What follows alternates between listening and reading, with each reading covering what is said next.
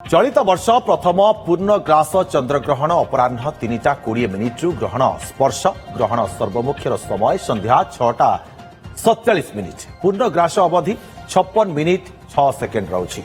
तेबे वर्षर 2026 ये प्रथम चंद्रग्रहण अपराह 3:20 मिनिट्रु ग्रहण स्पर्श आरंभ हो जाइछि। ग्रहण सर्वमुख्यर समय रही संध्या 6:47 पूर्णग्रासर अवधि जोटा कहुछि 56 मिनिट 6 सेकेंड रहुछि।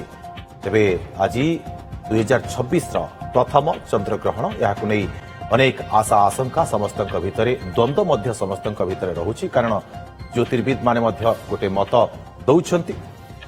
आज 3 मार्च 2026 पालित होउतबा पूर्ण चंद्रग्रहण बा ब्लड मून एक अत्यंत गुरुत्वपूर्ण महाकाशीय घटना।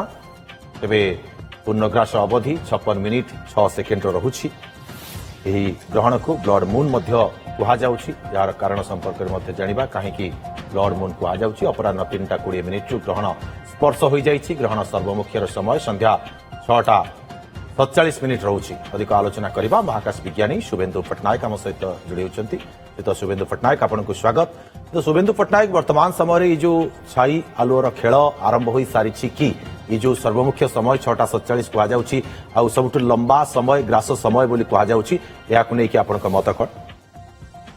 देखंतु आमर चंद्रग्रहण आरंभ हो सारी जहाँ आप कहते दिन 3:20 रु जेहेतु से समय चंद्र आमर दिग्बल तले रही आम पृथ्वी माने आमर ओडिशावासी एवं भारतवासी ता देखि पार नथिले आरंभ बेलू। वर्तमान आमर 6टा बेलू प्राय चंद्र पूर्व दिग्बल ऊपर को आसवा आरंभ कलानी। जो मैंने पूर्व दिग्बल देखिपार से लक्ष्य कले देखिपारे जे चंद्र उपर गोटे छाईटे रही छाईटा चंद्र को पाखापाखि 60% घोड़े रखी आउ किछि पोर्शन उज्जवल देखा जाउछि। तेणु वर्तमान आमर पूर्ण चंद्रग्रहण सरी सारानी जार समय थिला 4:34 मिनिट रु 5:32 मिनिट पर्यंत। तो से पूर्ण चंद्रग्रहण समय मध्य आमर चंद्र दिग्बल तले थिला, तेणु ओडिसा रो देखिबा संभव नथिला। एबे किछि समय पे माने आउ प्राय 40-45 से समय सरी गलानी। पूर्णग्रास अवधि जो 56 मिनिट 6 सेकेंड रहिथिला पूर्णग्रास अवधि सरीगलानी सेटा आमे ओडिसा रु देखि पारि नाही, कारण सेतळे चंद्र दिग्बलर तळे थिला। एबे चंद्र जस्ट ऊपर को आसीबा आरंभ करिछि। एबे घोड़ेई रही आसन आगाम माने आउ प्राय 45 मिनिट धरी माने पाखा 6:45 मिनिट पर्यंत से छाईटा चंद्र ऊपर धीरे धीरे अपसरी जिबार देखि परिबे। जो मानक पाखरे सुविधा अछि दिग्बल पूर्व दिग्बल परिष्कार रही से माने ताको एबे खाली आखिरे स्पष्ट भाबरे देखि परिबे। आज ये ग्रहण को ब्लड मून कहीं कहुछि एवं जदि देखिबा जे या पछर कारण कौन होइथाइ पारे? देखंतु प्रत्येक पूर्ण चंद्र ग्रहण समय जेतळे पूर्ण चंद्र एबे आमे आंशिक देखुछु ओडिसा जो समय चंद्र को पूरा संपूर्ण रूपे पृथ्वीर छाईटी घोड़े देइथाय सेतेबेले ताहा रक्त वर्णर धारण करथाय बा लाल रंग धारण करिथाय। सेतिपैका प्रत्येक पूर्ण चंद्र ग्रहण समय आमे ब्लड मून देखिथाउ बा ब्लड मून कहिथाउ। तार मुख्य कारण हला आमे जानिछे सूर्य आलोक आसुची पृथ्वी छाई सृष्टि होची चंद्र ऊपर पडुची, किंतु पृथ्वीर जेहेतु गोटे वायुमंडल रही से जो सूर्यर आलोक आसुची से वायुमंडल देई पसिकरी मध्य किछि आलोक जाई चंद्र ऊपर पडुची। तो ये वायुमंडल भितर गति कला बेले आलोक तार जो नील रंगटी विच्छुरित हो जाए, कारण आलोकर धर्म है तार जार जो आलोकर वेवलेंथ कम थो से अधिक विच्छुरित हो गला। तेणु लाल रंगर आलोक सबुठ कम विच्छुरित हुए एवं से वायुमंडल प्रवेश करी चंद्र उपर पड़ी थाए। तो पूर्ण चंद्र ग्रहण समय से रक्त वर्ण देखा जाए। डॉक्टर पट्टनायक यही समय भौतिक परिवर्तन कौन सब घटी थाए चंद्र पृष्ठ रे? देखंतु चंद्र पृष्ठ रे कौनसी प्रकार किछि परिवर्तन हुए माने अधिक हुए नहीं, कारण गोटे छाईटे जाइकी चंद्र ऊपर पड़े। चंद्र ऊपर यथेष्ट परिमाण आलोक पड़ुछ अन्य जगह आसिया, कारण चंद्रटी संपूर्ण रूपे चंद्रग्रहण समय अदृश्य हो जाए नहीं, कारण पृथ्वीर वायुमंडल देई किछि आलोक जाई चंद्र ऊपर पड़ी थाए सब बेले। तेणु पूर्ण चंद्रग्रहण समय चंद्र संपूर्ण अदृश्य हो जाए नहीं, तार चंद्रर उत्ताप किछि से समय कमी जाए, कारण आलोक जो सूर्य आलोक पड़ा बंद हो जाता है सीधा सड़क सूर्य आलोक घंटे 2 घंटा पे। किंतु आउ कौन प्रकार से भौतिक परिवर्तन हुए ना। आ जोटा कि आम खाली आगे पृथ्वी देखुचे जो ब्लड मून आप कहते से एथरक ओडिशावासी देखिपारि ना देखिपारे संभव नुहे, कारण से चंद्र तले थिला ଆଉ ଗୋଟେ ସମ୍ପୂର୍ଣ୍ଣ ସୂର୍ଯ୍ୟପରାଗ ସମ୍ପୂର୍ଣ୍ଣ ଚନ୍ଦ୍ରଗ୍ରହଣ ଯୋଉଟା କି ବ୍ଲଡ ମୁନ୍ ଦେଖାଯିବ ସେଇଟା ଦେଖିବା ପାଇଁକା ଓଡିଶାବାସୀଙ୍କୁ ବା ଭାରତବାସୀଙ୍କୁ ଡିସେମ୍ବର 31, 2028 ମାନେ ପାଖାପାଖି 3 ବର୍ଷ ଆଉ ଅପେକ୍ଷା କରିବାକୁ ପଡିବ। ଡକ୍ଟର ପଟ୍ଟନାୟକ ଓଡ଼ିଶାବାସୀ ତ ଆଜି ଦେଖିପାରି ନାହାନ୍ତି କିନ୍ତୁ ପ୍ରକୃତରେ କେଉଁ କେଉଁ ସ୍ଥାନରେ ଲୋକମାନେ ଦେଖିପାରିଥିବେ ପୂର୍ଣ୍ଣ ଚନ୍ଦ୍ରଗ୍ରହଣକୁ? ଦେଖନ୍ତୁ ଯେତେବେଳେ ଗ୍ରହଣଟିଏ ହୁଏ ସେତେବେଳେ ପାଖାପାଖି 60-70% ଅଞ୍ଚଳର ଲୋକ ପୃଥିବୀରେ ଦେଖିପାରିଥାନ୍ତି। ଯେହେତୁ ଆମର ଚନ୍ଦ୍ର ଉଦୟ ହେବା ଟିକେ ବିଳମ୍ବ ହେଇଛି ତେଣୁ ଆମର ଭାରତର ପୂର୍ବ ଦିଗରେ ଥିବା ସମସ୍ତ ସ୍ଥାନ ମାନେ ପାଖାପାଖି ଆପଣ ଜାପାନ କୁହନ୍ତୁ ଅଷ୍ଟ୍ରେଲିଆ କୁହନ୍ତୁ ସେଇ ସବୁ ଅଞ୍ଚଳର ଲୋକମାନେ ପୂର୍ଣ୍ଣ ଗ୍ରହଣଟିକୁ ଦେଖିପାରିଥିବେ। ଆଉ ସେଇଟା ଖୁବ ସୁନ୍ଦର ଦୃଶ୍ୟ। ସେମାନେ ଯେହେତୁ ଟିକେ ଅଧିକା ସମୟ ପାଖାପାଖି ଘଣ୍ଟାଟେ ଧରି ପୂର୍ଣ୍ଣ ଚନ୍ଦ୍ର ଘଟିଛି ଏଥର ସେଇ ସମୟରେ ଘଣ୍ଟାଟେ ଧରି ପାଖାପାଖି ଲାଲ ରଙ୍ଗ ଦେଖାଯାଇଥିବ ଚନ୍ଦ୍ରଟି।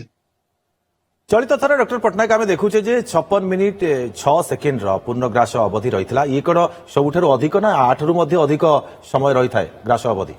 ନା 8ରୁ ମଧ୍ୟ ଅଧିକ ଚନ୍ଦ୍ରଗ୍ରହଣ ମାନେ ଅବଧି ରହିଛି, ଅଧିକ ସମୟର ଅବଧି ରହିଛି।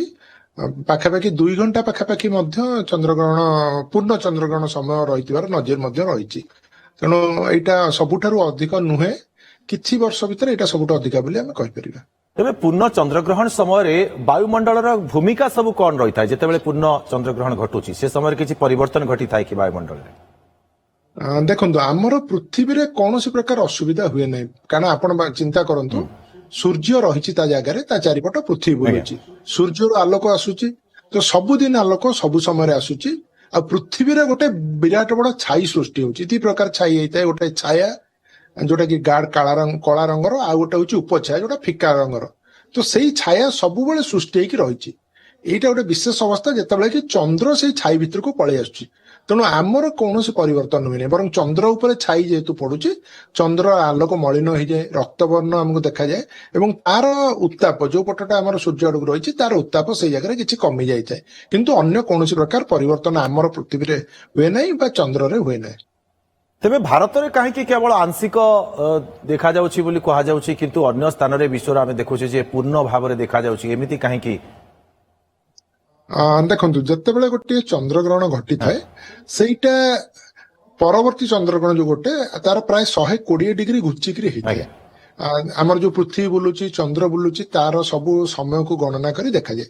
ତେଣୁ ଏବେ ଯୋଉ ଚନ୍ଦ୍ରଗ୍ରହଣଟି ହେଇଛି ସେଟା ଆମଠୁ ଦୂରରେ ହେଇଛି, ମାନେ ଯୋଉଟା ଆମର ବିପରୀତ ଦିଗରେ ଆରମ୍ଭ ହେଇଛି। ତେଣୁ ସେଠୁ ଆରମ୍ଭ ହେଇଛି, ଶେଷ ମଧ୍ୟ ହେଇଯାଇଛି, ତାପରେ ଆମେ ଆଂଶିକ ଦେଖୁଛୁ। ତ ସେମିତି ବେଳେ ବେଳେ ସମୟ ଆସିବ ଆମେ ଭାରତରେ ପୂର୍ଣ୍ଣ ଚନ୍ଦ୍ରଗ୍ରହଣ ଦେଖିବା କିନ୍ତୁ ତା ଆମର ଡାହାଣ ପଟେ ବା ବାଁ ପଟେ ଥିବ ସେମାନେ ଦେଖିପାରିବେନି। ତ ସେଇଭଳିଆ ଆମର ଯୋଉ ବେଗ ରହିଛି, ଆମେ କେତେ ବେଗରେ ବୁଲୁଛେ, କୋଉ ଆଙ୍ଗେଲରେ ବୁଲୁଛେ ତା ଉପରେ ନିର୍ଭର କରିଥାଏ କୋଉ ସ୍ଥାନରେ ଦେଖାଯିବ, କେତେ ସମୟ ପାଇଁ ଦେଖାଯିବ।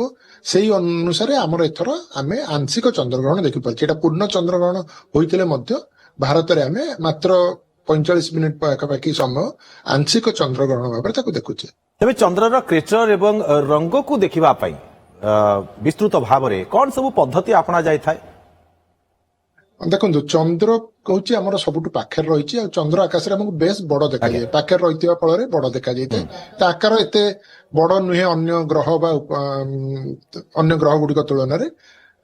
ଆଉ ତାର ଖାଲଟିପ ଦେଖିବା ପାଇଁକା ଗୋଟେ ସାଧାରଣ ଦୂରବୀକ୍ଷଣ ଯନ୍ତ୍ର ଥିଲେ ଆପଣ ମାନେ ଦେଖିପାରିବେ, ତାର ଖାଲ ଢିପ ସବୁ ଦେଖିପାରିବେ। କିନ୍ତୁ ତାଠୁ ଆହୁରି ଅଧିକା ଦେଖିବା ପାଇଁ ହେଲେ ଆମର ଅନ୍ୟ ଗୁଡିଏ ପଦ୍ଧତି ମଧ୍ୟ ରହିଛି, ଯେମିତି କି ମହାକାଶରେ ବହୁତ ଗୁଡିଏ ଯାନ ରହିଛି, ସେମାନେ ଫଟୋ ନିଅନ୍ତି। ଏପରିକି ଆମର ଯୋଉ ଚନ୍ଦ୍ରଯାନ 2 ଯାଇଥିଲା ତାର ଗୋଟେ ଅର୍ବିଟର ଯାଇଥିଲା, ସେଇଟା ଚନ୍ଦ୍ର ଚାରିପଟେ ବୁଲୁଛି, ସିଏ ବହୁତ ସମୟରେ ଆମକୁ ଫଟୋ ଦିଏ। ସିଏ ପୁରା ଚନ୍ଦ୍ରର ଗୋଟେ ମ୍ୟାପ ତିଆରି କରିଛି, ଯେମିତି ଆମର ପୃଥିବୀର ମ୍ୟାପ ରହିଛି ସେମିତି ଚନ୍ଦ୍ରର ମ୍ୟାପ ତିଆରି କରି କୋଉଠି ଖାଲ ରହିଛି, କେତେ ବଡ ଖାଲ ରହିଛି ସେଇ ସବୁ ବିଷୟରେ ମଧ୍ୟ ସେ ତଥ୍ୟ ଦେଇଛି।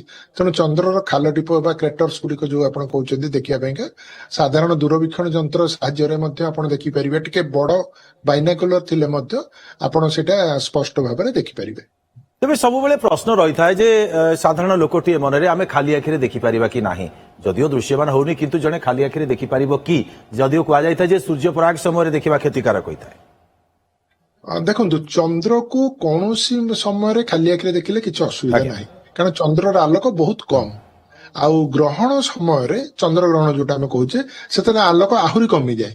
ତ ତେଣୁ ଆଖି ଉପରେ ତାର କୌଣସି ପ୍ରଭାବ ପଡିବାର ନାହିଁ। ଚନ୍ଦ୍ରଗ୍ରହଣ ଆପଣ ନିର୍ଦ୍ୱନ୍ଦରେ ନିଶ୍ଚିନ୍ତରେ ଖାଲି ଆଖିରେ ଦେଖିପାରିବେ। ଏବେ ମଧ୍ୟ ସମୟ ଅଛି, ଆପଣ ମାନେ ଯଦି ବାହାରକୁ କିଏ ଯିବ ଆହୁରି 15-20 ମିନିଟ ସମୟ ଭିତରେ ଗୋଟେ ଛାଇ ଧୀରେ ଧୀରେ ଅପସରି ଯାଉଥିବାର ଦେଖିପାରିବେ। ତ ଚନ୍ଦ୍ରଗ୍ରହଣ କେବେ ବି ଖାଲି ଆଖିରେ ଦେଖିଲେ କୌଣସି ଅସୁବିଧା ନୁହେଁ, କିନ୍ତୁ ସୂର୍ଯ୍ୟପରାଗକୁ ଖାଲି ଆଖିରେ ଦେଖିବା ପାଇଁ ମନା, କି ସୂର୍ଯ୍ୟକୁ ବି କୌଣସି ସମୟରେ ଖାଲି ଆଖିରେ ଦେଖିବା ଉଚିତ ନୁହେଁ। ବିଶେଷ କରି ଆମେ ସୂର୍ଯ୍ୟ ଦେଖିଲା ବେଳେ କେବେ ବି କୌଣସି ପ୍ରକାର ଲେନ୍ସ ବା ଦୂରବୀକ୍ଷଣ ଯନ୍ତ୍ର ସିଧାସଳଖ ବ୍ୟବହାର କରିବା ଉଚିତ ନୁହେଁ। ସେଇଟା ସାବଧାନ ନେବାକୁ ପଡିବ, ଆଜ୍ଞା। ନହେଲେ ଆଖି ଉପରେ ପ୍ରଭାବ ପଡିଥାଏ। ତେବେ ଡକ୍ଟର ପଟ୍ଟନାୟକ, ଯେତେବେଳେ ଗ୍ରହଣ ସମୟ ରହୁଛି ସେତେବେଳେ ମହାକାଶ ବିଜ୍ଞାନୀ ମାନଙ୍କୁ ଗବେଷଣା କରିବା ପାଇଁ କେମିତି ସୁଯୋଗ ମିଳିଥାଏ? ଦେଖନ୍ତୁ, ଗ୍ରହଣ ସମୟରେ ପର୍ଟିକୁଲାରଲି ସୂର୍ଯ୍ୟପରାଗ ଯେତେବେଳେ ହୁଏ ବହୁତ ଗୁଡିଏ ପରୀକ୍ଷା କରାଯାଇଛି, ବହୁତ ଗୁଡିଏ ନୂଆ ନୂଆ ତଥ୍ୟ ବାହାର କରାଯାଇଛି। ସୂର୍ଯ୍ୟପରାଗ ସମୟରେ ଆମର ହିଲିୟମ ବାଷ୍ପକୁ ଆବିଷ୍କାର କରାଯାଇଛି। ଆଉ ସୂର୍ଯ୍ୟରେ ହିଲିୟମ ରହିଛି ବୋଲି ସେଟା କନଫର୍ମ ବି କରାଯାଇ ପାରିଛି। ତ ଅନେକ ଗୁଡିଏ ପରୀକ୍ଷଣ କରାଯାଏ ଚନ୍ଦ୍ରଗ୍ରହଣ ସୂର୍ଯ୍ୟପରାଗ ସମୟରେ। ସେଥିରୁ ଆମେ ପ୍ରଥମ ଥର ପାଇଁ ଜାଣିପାରିଥିଲେ ଯେ ପୃଥିବୀଟା ଗୋଲ ବୋଲି, କାରଣ ଚନ୍ଦ୍ର ଉପରେ ଯେତେବେଳେ ପୃଥିବୀ ଛାଇ ପଡିବ ସେତେବେଳେ ଆପଣ ଦେଖିବେ ସେଟା ଗୋଟେ ସବୁବେଳେ ଗୋଲାକାର ଥିବ। ତ ଏଇଭଳି ଛୋଟ ବଡ ବହୁତ ଗୁଡିଏ ପରୀକ୍ଷଣ ରହିଛି, ସବୁବେଳେ ବୈଜ୍ଞାନିକ ମାନେ କରିଥାନ୍ତି। ଆଉ ଚନ୍ଦ୍ରଗ୍ରହଣ ସୂର୍ଯ୍ୟପରାଗ ସମୟରେ ତାକୁ ନେଇ ମଧ୍ୟ ଛୋଟ ଛୋଟ ରିସର୍ଚ୍ଚ ମଧ୍ୟ ଆଜ୍ଞା ଆଜ୍ଞା। କରାଯାଇଥାଏ। ତେଣୁ ତାକୁ ଅପେକ୍ଷା କରିଥାନ୍ତି ସବୁବେଳେ ବୈଜ୍ଞାନିକ ମାନେ ଚନ୍ଦ୍ରଗ୍ରହଣ ଆଉ ସୂର୍ଯ୍ୟପରାଗ ନିଶ୍ଚିତ ଦେଖିବା ଭାବରେ ପାଇଁ। ଡକ୍ଟର ପଟ୍ଟନାୟକ, ଇଏ ଅପେକ୍ଷା ରହିଥାଏ ମହାକାଶ ବିଜ୍ଞାନୀ ମାନଙ୍କର ମଧ୍ୟ ଅଧିକ ଅନୁସନ୍ଧାନ କରିବା ପାଇଁ। ଏହି ସମୟକୁ ଆଲୋଚନା ଆଗକୁ ମଧ୍ୟ ବଢେଇବା, ଆପଣଙ୍କର ଟିକେ ସହଯୋଗ ଚାହିଁବି।